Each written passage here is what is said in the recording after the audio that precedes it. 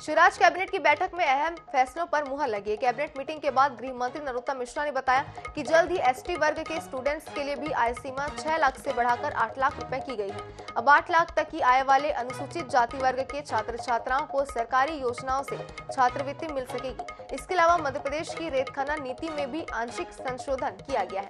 Cabinet के फैसलों की जानकारी देते हुए गृह मंत्री ने कहा कि भोपाल के आसपास की पंचायतों में जमीनों के हस्तांतरण पर कोई टैक्स लगाया जाएगा। इस भ्रम को दूर किया है। अगर कोई आदेश निकला भी है तो उसे वापस लिया जाएगा। कैबिनेट ने यह फैसला किया है कि सरकार के अधीन मंदिरों में 10 एकड़ तक की कृषि भूमि संलग्न होने पर उससे होने वाली आय का उपयोग पुजारी स्वयं कर सकेंगे। इसके अलावा शिवराज कैबिनेट में लाडली बहना योजना के बजट को भी स्वीकृति दी गई है।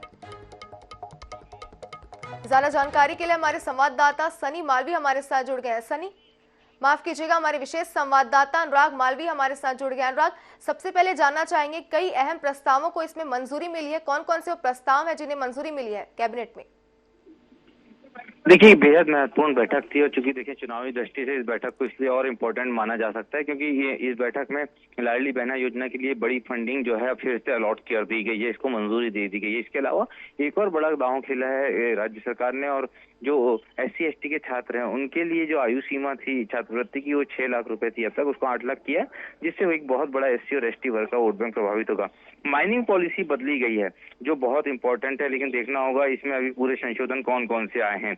एक चौथा बड़ा फैसला है और वो फैसला देखें तो वो टैक्स को लेकर है। पंचायत पे जो टैक्स लगाने की बात हुई थी, पूरे प्रदेश में इसका विरोध हुआ था, कांग्रेस ने इसको लेकर लगातार बयान दिए थे और उसके बाद ये कहा गया कि ऐसा कोई टैक्स लगाया ही नहीं गया और लगाया गया है तो आदेश वापस लिया जाएगा।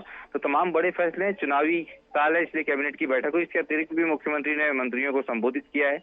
आज सारा कैबिनेट जो है वो एक साथ फिल्म देखने भी जाएगा द केरला स्टोरी। तो निश्चित रूप से एक इलेक्शन मोड में पूरी की पूरी कैबिनेट बैठक हुई है।